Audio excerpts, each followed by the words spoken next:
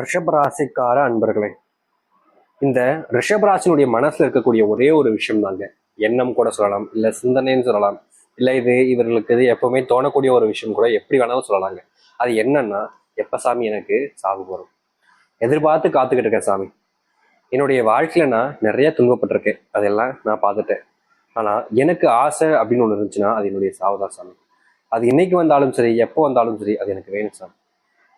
நான் எதிர்பார்த்து காத்துக்கக்கூடிய விஷயம் அதான் அப்படின்னு இந்த ரிஷபராசியினுடைய மனசுக்குள்ள இந்த வேதனைகள்ன்றது இருக்கும். அது மட்டும் இல்லைங்க, முக்கியமா இந்த ரிஷபராசினுடைய வாழ்க்கையில உங்களுக்கு என்னங்க ஆசைன்னு கேட்டாலும் இதுதான் சொல்லுவாங்க. இந்த ரிஷபராசினுடைய வாழ்க்கையில, அதாவது தெய்வம் கடவுளாக மகாலட்சுமி தாயார் இருக்கார், அதிபதியாக சுக்கிர பகவான் இருக்கார். ஆனா என்னதான் மகாலட்சுமியும் சுக்கிர பகவானும் இந்த ரிஷபராசிக்கு இருந்தாலும் இவருடைய வாழ்க்கையில செல்வ கஷ்டங்கள், செல்வ பிரச்சனைகள் என்பது ரொம்ப அதிகங்க. முக்கியமா சொல்ல போனா சுக்கிர பகவான் வந்துட்டார் உங்களுடைய வாழ்க்கையில, இனி எல்லா நாளுமே செல்வம் தான், செல்வ பிரச்சனையும் இல்லாம போயிடும் சொல்லுவாங்க. முக்கியமா மகாலட்சுமி தாய் வந்துட்டா உங்களுக்கு அப்படின்ற போது உங்களுடைய வாழ்க்கையில இனி செல்வ கஷ்டமே இருக்காதுன்னு சொல்லுவாங்க. ஆனா இந்த ரிஷபராசினுடைய வாழ்க்கையில கடவுளாக மகாலட்சுமியும் அதிபதியாக சுக்கிர பகவானையும் வைத்திருந்தாலும் கூட இவர்களுடைய வாழ்க்கையில செல்வ பிரச்சனைங்கிறது பெரும் பிரச்சனையா இருந்துகிட்டு தாங்க இருக்கு. முக்கியமா இந்த ரிஷபராசிக்காரர்கள் ரொம்ப கடினமா உழைக்கக்கூடிய நபர்களுங்க. இவங்களை சாதாரணமா நினைச்சே கூடாது. ஏன்னா இவங்களுடைய உழைப்பு, இவங்களுடைய குணம் என்பது ரொம்ப எப்படி சொல்றதுன்னா, எவ்வளவு கஷ்டப்பட்டாலும் சரிங்க, வாழ்க்கையில எவ்வளவு துன்பம் வந்தாலும் சரிங்க, தன்னுடைய வாழ்க்கையில தன்னுடைய இலக்கை அடைஞ்சே தீருவேன் அப்படின்னு இருக்கக்கூடிய ஒரு நபர்னா அதுதான் இந்த ரிஷபராசிக்காரர்கள். அது எவ்வளவு பெரிய கஷ்டங்கள் வந்தாலும் சரிங்க, அனைத்தையுமே ரொம்ப எளிமையா எல்லாத்தையுமே தகிர்த்துட்டு வாழ்க்கையில முன்னேறக்கூடிய ஒரு நபராக இருப்பாங்க. ஆனா இவர்களுடைய வாழ்க்கையில இந்த செல்வ கஷ்டம் என்பது எப்படி வருதுன்னு பாத்தீங்கன்னா, இவங்களுடைய குடும்பத்தார்கள், நண்பர்கள், நெருங்கிய உறவினர்கள்னு யாராவது ஒருத்தங்க இவங்க கிட்ட வந்து எனக்கு கொஞ்சம் அர்ஜென்டா பணம் தேவைப்படுதுப்பா, நீ கொடுக்கியா அப்படின்னு கேட்பாங்க. இவர்களும் நமக்கு தெரிஞ்சவங்க தானே, நண்பன் தானே, நம்ம சொந்தக்காரங்க தானே அப்படின்னு சொல்லிட்டு இவங்க கிட்ட இருக்கக்கூடிய செல்வங்களை அவங்க கிட்ட கொடுத்துருவாங்க. இவங்களுக்கு தெரியாது, இந்த ரிஷபராசிக்காரர்களுக்கு கடைசி வரைக்குமே தெரியாது நம்ம இவங்க கிட்ட கொடுக்கக்கூடிய பணம் காசுன்னு இதனால நமக்கு மிகப்பெரிய ஏமாற்றத்தையும் துன்பங்களையும் கிடைக்க போகுதுன்றது அப்ப தெரியாது. இவங்க நம்பிக்கையோட, முழு நம்பிக்கையோட அவங்களுக்காக இந்த ஒரு உதவி செய்வாங்க. ஆனா இந்த ரிஷபராசினுடைய வாழ்க்கையில இவங்க யாருக்கெல்லாம் உதவி செஞ்சாலும் சரிங்க, யாருக்கெல்லாம் தேவைகளை பூர்த்தி செஞ்சாலும் சரிங்க, கடைசியில் இந்த ரிஷபராசிக்காரர்களை சொல்லக்கூடிய விதம் என்ன தெரியுமாங்க, அவன் கிடக்கான், அவனா ஒரு ஆளா, ஒரு ரூபா கேட்டா கூட ரொம்ப கஞ்சித்தனம் பண்ணுவான், அப்படிப்பட்டவன்றெல்லாம் நான் போய் பேசணுமா, இவெல்லாம் ரொம்ப திமிரு பிடிச்சு அப்படின்னு எந்தெந்த விதங்கள்ல ஒருத்தரை தரை குறைவாகவும் அதிக பிரச்சனைத்தனமாகவும் பேச முடியுமோ அந்த அளவுக்கு இந்த ரிஷபராசிக்காரர்களை பத்தி குறை நல்லா சொல்லுவாங்கங்க. யாருக்கிட்டையாச்சும் போயிட்டு கேட்டா ரிஷபராசிக்காரர் ரொம்ப நல்லவன்னு சொல்லுவாங்க கேட்டீங்கன்னா கிடையாது.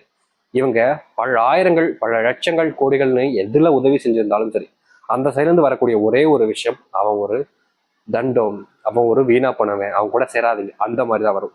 ஏன்னா இவர்கள் நல்லவர்களாக இருக்க முயற்சி செய்யறாங்க, மற்றவங்களுக்கு நல்லது செய்யணும்னு நினைக்கிறாங்க, எல்லாருக்கும் நல்லது நடக்கணும்னு நினைக்கிறாங்க. அதனாலதான் என்னமோ இவர்கள் மற்றவங்க கிட்ட ஏமாற்றப்பட்டு ஏமாந்து நிற்கிறாங்க இன்னைய நாள் வரைக்கும். சரி, இது நாள் வரைக்கும் இந்த ரிஷபராசிக்காரர்கள் வாழ்க்கையில பல இடங்கள்ல ஏமாந்தும் பல இடங்கள்ல கஷ்டப்பட்டும் மற்றவர்கள் முன்னிலையில், அதாவது மற்றவங்களுடைய வாழ்க்கையில முன்னாடி இவங்க தேவையில்லாத சில விஷயங்களை பார்த்து கஷ்டப்பட்டு மனசுல உள்ள வேதனைப்பட்டுக்கிட்டு இருந்தாலும் இனி வரக்கூடிய காலங்கள்ல இந்த ரிஷபராசினுடைய வாழ்க்கைன்றது மிகப்பெரிய அளவில் மாற்றங்களையும் முன்னேற்றங்களையும் கொடுக்க போகுது. அதுவும் எதிர்பார்க்காத அளவுக்கு நன்மைகள் தரக்கூடியதாகவும் இருக்க போகுது. சரி, இந்த ரிஷபராசிக்காரர்கள் ஆசைப்பட்ட வாழ்க்கை எப்படி அமைய போகுதுன்றதை பற்றியும் எந்த அளவுக்கு வாழ்க்கையில கொஞ்சம் முன்னேற்றங்கள் ஏற்பட போகுது என்பதை பற்றியும் நல்ல தெளிவாக பார்ப்போம். அதற்கு முன்பு நம்முடைய சேனலுக்கு நீங்கள் ஒரு புதிய பார்வையில் இருப்பினும் இதுவரைக்கும் நம்ம சேனலை நீங்க சப்ஸ்கிரைப் பண்ணாமல் பார்க்குற போதும் சேனலை மறக்காம சப்ஸ்கிரைப் பண்ணிக்கோங்க. அப்பதான் நம்ம போடக்கூடிய தகவல்கள் உங்களுக்கு நோட்டிஃபிகேஷன் வந்து கொண்டிருக்கும். ரிஷபராசிக்கார அன்பர்களே, உங்களுடைய வாழ்க்கையில நீங்க சில தினங்களாக இல்லைங்க, ஒரு சில வருஷங்களாகவே ஒரு தொழில் தொடங்கலாம் அப்படின்ற ஒரு எண்ணம் மனசுக்குள்ள ஓடிக்கிட்டே தாங்க இருக்கு. ஆனா இந்த ரிஷபராசினுடைய வாழ்க்கை தொழில் தொடங்கினா இங்க நஷ்டமாயிடுமோ, தொழில் தொடங்கி இங்க பெரிதளவுல நம்ம கஷ்டப்படுவோமோ அப்படின்ற ஒரு பயம், ஒரு விதமான விற்த்தினால இவர்களுடைய வாழ்க்கையில தொழில் தொடங்க வேணாம் அப்படின்னு இப்ப வரைக்குமே தொடங்க வேண்டிய ஒரு விஷயத்த நிப்பாட்டி வச்சுக்கிட்டே இருக்காங்க. ஆனா இந்த ரிஷபராசிக்காரர்களுக்கு ஏற்ற காலங்கள் என்பது இப்போ வந்துருச்சுங்க. அதாவது தொழில வாழ்க்கையில முன்னேறுவதற்கான வழிகளையும் தொழில் ஆரம்பிப்பதன் மூலமா ஏற்படக்கூடிய மாற்றங்கள் என்பது ரொம்ப பெரிய அளவிலாக இருக்க போகுது. இதற்கு முன்பு நீங்க தொழில் தொடங்கும் போது எந்த ஒரு முன்னேற்றங்களும் இருந்திருக்காது. தொழில் தொடங்கியும் நஷ்டம் கூட பட்டிருப்பீங்க. ஆனா இனி வரக்கூடிய காலங்கள்ல மிகப்பெரிய அளவிலான முன்னேற்றத்தையும் மாற்றங்களையும் பார்க்கக்கூடியதாக இருக்க போகுது. சரி, இந்த ரிஷபராசினுடைய வாழ்க்கையில தொழிலில் மட்டும்தாங்க மாற்றம் ஏற்படுமா?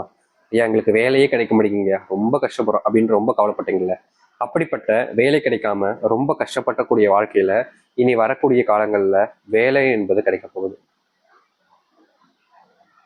இவர்களுடைய வாழ்க்கையில வேலை கிடைச்சதோடு சேர்த்து அதுல முன்னேற்றங்கள் பெறக்கூடிய வாய்ப்புகளும் இருக்கு. அது மட்டும் இல்லைங்க, பல நாள் நிறைவேறாத ஆசையாக இருக்கக்கூடிய ஒரு சொந்த வீடு கட்டுவதற்கான சூழ்நிலைகள் என்பது இந்த ரிஷபராசினுடைய வாழ்க்கையில உண்டாகும். ரிஷபராசினுடைய வாழ்க்கையில மிகப்பெரிய அளவிலான துன்பங்கள் எல்லாம் காணாமல் போகும். தன்னுடைய பிள்ளைகள் வாழ்க்கையில முன்னேறுவார்களா, தன்னுடைய பிள்ளைகளுடைய உடலில் இருக்கக்கூடிய பிரச்சனைகள் எல்லாம் தீர்மான இந்த ரிஷபராசிக்காரர்கள் ஒவ்வொரு நாளுமே கஷ்டப்பட்டு மனசளவுல ரொம்பவே வேதனைப்பட்டிருக்காங்க. ஏன்னா இவர்களுடைய வாழ்க்கையில இந்த இதுக்கெல்லாம் ஒரு மாற்றம் கிடைக்கணும், இந்த இதுக்கெல்லாம் ஒரு தீர்வு கிடைக்கணும்னு பலவிதமான எண்ணங்கள் ஆசைகள் இருந்தாலும் இந்த ரிஷபராசினுடைய வாழ்க்கையில எந்த ஒரு விஷயத்துக்கும் முடிவுன்றது சரியா கிடைக்கலங்க. ஆனா இப்படிப்பட்ட முடிவில்லாத வாழ்க்கை கூட இனி வரக்கூடிய காலங்கள்ல ரிஷபராசினுடைய வாழ்க்கையில முடிவுகள் கிடைக்கும். உங்களுடைய பிள்ளைகள் படிப்புல நல்ல கவனத்தை செலுத்துவதோடு உங்களுடைய பிள்ளைகளுடைய வாழ்க்கையில படிப்பளவுல நல்ல மதிப்பெண் பெற முடியல, நல்ல மார்க் எடுக்க முடியலன்னு மனசுக்குள் நிறைய வருத்தப்பட்டிருப்பீங்கல்ல, அப்படிப்பட்ட விஷயங்கள் எல்லாமே மாறி உங்களுடைய பிள்ளைகள் நல்ல படிப்பதோடு சேர்த்து நல்ல முன்னேற்றங்களையும் பார்ப்பாங்க. உடல் அளவில் இருக்கக்கூடிய நோய் உபாதைகள் என்பது முழுவதுமாக தீர்வதற்கான காலங்களாக இருக்குங்க. முன்னாடி எல்லாம் இந்த ரிஷபராசனுடைய வாழ்க்கையில ஏதாச்சும் ஒன்று செய்ய போனாலே போதுங்க, ஏதாச்சும் ஒரு நோயினாலையும் இல்லை ஏதாவது ஒரு துன்பத்தினாலையும் ரொம்ப கஷ்டப்பட்டு ரொம்பவே அவதிப்படுவாங்க. இதற்கெல்லாம் சரியான தீர்வு கிடைக்காதா, சரியான மாற்றங்கள் கிடைக்காதான்னு பயந்து பயந்து வாழ்க்கையில ரொம்பவே கஷ்டப்பட்டிருக்காங்க, தன்னுடைய பிள்ளைகளை நினைச்சு, தன்னுடைய பிள்ளைகளுடைய எதிர்காலத்தை நினைச்சு. ஆனா இனி வரக்கூடிய காலங்கள்ல இந்த ரிஷபராசினுடைய வாழ்க்கை கூடிய அப்படிப்பட்ட பிரச்சனைகள் என்பது முழுவதுமாக தீரும்.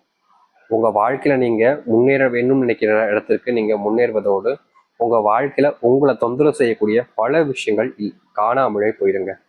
பண கஷ்டங்கள் நீங்கும், உங்களுடைய வாழ்க்கையில நீங்க எதிர்பார்த்த வேலைகள் கிடைக்கும், உங்களுடைய பிள்ளைகள் சார்ந்த பிரச்சனைகள் எல்லாம் நீங்கி உங்களுடைய பிள்ளைகள் படிப்பிலையும் வாழ்க்கையிலையும் முன்னேற்றத்தை காண்பாங்க. உங்களுடைய பிள்ளைகள் வேலை இல்லாமல் இருந்தாலும் சரியாகும். ரொம்ப நாளா தீராத நோய் உங்களுடைய பிள்ளைகளுக்கு இருந்தாலும் அதற்கான தீர்வுகள் கிடைக்கக்கூடிய காலங்களாக இருக்கும். அது மட்டும் இல்லைங்க, அதிர்ஷ்டம் என்பது இனி வரக்கூடிய காலங்கள்ல உங்களுக்கிட்ட இருக்க உங்க கூடவே இருக்க போகுது. நீங்க நம்பவில்லை என்றாலும் அதிர்ஷ்டம் என்பது உங்களுடைய வாழ்க்கையவே முழுவதுமாக மாற்றக்கூடியதாக இருக்கும். நிச்சயமா நீங்க எதிர்பார்த்த ஒரு விஷயத்த மாற்றி அமைக்கக்கூடியதாக அமைய போகுது. இனி எந்த ஒரு விஷயத்தையுமே நீங்க நினைச்சு பயப்பட வேண்டிய அவசியம் இருக்காதுங்க. இந்த ரிஷபராசினுடைய வாழ்க்கையில மனசுக்குள்ள இருக்கக்கூடிய 1000 கவலைகள் நீங்கி வாழ்க்கையில முன்னேற்றத்தை மட்டுமே பார்த்து வாழ்க்கையில முன்னேறுவதற்கான வழிகளோடு இருக்கக்கூடிய ஒரு விஷயமாக இருக்க போகுது. நீங்க இதற்கு முன்பு பல விஷயங்கள்னால கவலைப்பட்டிருக்கலாம், கஷ்டப்பட்டிருக்கலாம், துன்பப்பட்டிருக்கலாம். ஆனா இனி இந்த ரிஷபராசினுடைய வாழ்க்கையில அது போன்ற எந்த ஒரு விஷயங்களும் இருக்காதுங்க. உங்களுக்கு பிடிச்ச ஒரு வாழ்க்கை உங்களுக்கு பிடிச்ச மாதிரி அமைஞ்சு முன்னேறுவீங்க. நம்பிக்கையோடு காத்துருங்க. இனி இந்த ரிஷபராசினுடைய வாழ்க்கையில துன்பங்கள் இல்லாத ஒரு வாழ்க்கையாக அமையும். உங்க வாழ்க்கையில உங்களுக்கு நீங்க ஆசைப்பட்டு ஒரு விஷயத்த செய்ய முடியாம இருந்தாலும் அதை செய்வதற்கான சூழ்நிலைகள் உண்டாகி அதை செஞ்சு முடிப்பதற்கான தைரியமும் தன்னம்பிக்கையும் கிடைக்கும். உங்க வாழ்க்கையில யாரெல்லாம் உங்களை ரொம்ப இழிவாகவும் மட்டுமாகவும் கேவலமாகவும் படுத்தி பேசினதோடு உங்களை அவமானப்படுத்திருக்காங்களோ அவர்கள் முன்பு நீங்க யாரும் நிரூபிச்சு இந்த ரிஷபராசிக்காரர்கள் வாழ்க்கையில முன்னேறுவதோடு நன்மைகளையும் மாற்றத்தையும் பார்ப்பார்கள். அப்படிப்பட்ட ஒரு விஷயம் இனி வரக்கூடிய காலங்கள் நடக்கும். இனி எந்த ஒரு விஷயத்தையும் நினைச்சு பயப்பட வேண்டாம், கவலையும் பட தேவையில்லைங்க. ஏன்னா அப்படிப்பட்ட ஒரு வாழ்க்கை இந்த ரிஷபராசிக்காரர்களுக்கு அமைய போகுது. சரி, இனி நட்சத்திர பலன்களாக பார்க்கலாம். ரிஷபராசினுடைய வாழ்க்கையில நட்சத்திரங்கள் அப்படின்னு பாத்தீங்கன்னா கிருத்திகை 2ஆம் பாதம் முதல் ரோகிணி மிருகசீரிஷம் 2ஆம் பாதம் முடிவு வரைக்கும் இருக்குதுங்க. சரி, இதன் மூலியமா இப்போ கிருத்திகை 2ஆம் பாதம் முடிவு வரைக்கும் ஆளுகளுக்கு ரொம்ப நாட்களாகவே மனசுக்குள்ள இருந்த ஒரு ஒரு எப்படி சொல்றதுன்னா மனசுக்குள்ள ரொம்ப நாளா ஒரு ஆறாத காயம் இல்ல மனசுக்குள்ளேயே வச்சுக்கக்கூடிய ரொம்ப நாட்களாக தீராத ஒரு பிரச்சனை அப்படின்னு ஒன்று இருந்திருக்கும். அப்படிப்பட்ட ஒரு விஷயத்திற்கான தீர்வுகளையும் மாற்றத்தையும் காண்பார்கள் இவர்கள். அது மட்டும் இல்லைங்க, இவர்களுக்கு ஒரு நல்ல அரசாங்க உத்தியோகம் கிடைக்கவும் வாய்ப்புகள் இருக்கு. ரோகிணி நட்சத்திரக்காரர்களே, உங்களுடைய வாழ்க்கையில நீங்க உடல் அளவுல ரொம்பவே பாதிக்கப்பட்டு நோயினால படுத்த படுக்கையாவே கிடந்திருப்பீங்க. இனி வரக்கூடிய காலங்கள்ல உங்களுடைய வாழ்க்கையில உடல் சார்ந்த பிரச்சனைகளையும் நோய் போன்ற விஷயங்கள்னால நீங்க கஷ்டப்பட்ட விஷயங்கள் இருந்தும் உங்களுக்கான தீர்வுகள் என்பது கிடைக்கும். நீங்க நோயினால ரொம்பவே பாதிக்கப்பட்டு கஷ்டப்பட்டு படுத்த படுக்கையா இருந்திருப்பீங்க. அப்படிப்பட்ட ஒரு விஷயத்திற்கு தீர்வுகள் கிடைச்சு உங்களுடைய வாழ்க்கையில நீங்க மாற்றத்தையும் முன்னேற்றத்தையும் பார்க்கக்கூடியதாக அமையும். இதை அடுத்து மிருகசீரிஷம் 2ஆம் பாதம் முடிவு வரைக்கும் இவர்களுடைய வாழ்க்கையில நீங்க அப்பா அம்மா அப்படின்னு ரொம்ப பாசமா அவங்க மேல உயிரியே வச்சிருந்திருப்பீங்க. ஆனா அவர்கள் உங்க மேல அன்பையும் பாசத்தையும் சரியா கவனிக்காம உங்க மேல வெறுப்பையும் கோபத்தையும் அதிகமா காமிச்சிருப்பாங்க. ஆனா இனி வரக்கூடிய காலங்கள்ல உங்களுடைய வாழ்க்கையில அதற்கேற்றது போல் உங்களுடைய வாழ்க்கையவே மாற்றி அமைக்கக்கூடிய விதத்துல இந்த ரிஷபராசிக்காரர்களுக்கு வாழ்க்கையில் மாற்றங்களும் முன்னேற்றங்களும் அமையும். இந்த ரிஷபராசிக்காரர்கள் செய்ய வேண்டிய ஒரு விஷயமாக இது இருக்குதுங்க. அதாவது இதை செய்வதும் செய்யாமல் இருப்பதும் அவருடைய விருப்பம் தான்.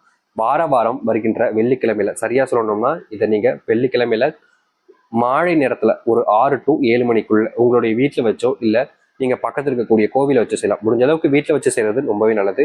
அன்னைக்கு உங்களுடைய வீட்டுல முன்பு முத்தம் தெளிச்சு பெருக்கி வீடை சுத்தப்படுத்திக்கிட்டு நீங்க உங்களுடைய வீட்டுல மகாலட்சுமி தாயார் முன்பு ஒரு கல்லுப்பு தீபம் ஏற்றணும். அதாவது பாத்தீங்கன்னா கீழே கல்லுப்பு ஒரு சாம்பல் தட்டு எடுத்து அதுல முழுக்க கல்லுப்பு வச்சு அதற்கு மேல ஒரு அகல் விளக்கு, நெய் இல்லைன்னா தீபம் ஊற்றுறதுக்கான எண்ணெய் ஊற்றி ஒரு தீபத்தை நீங்க ஏற்றிடணும்.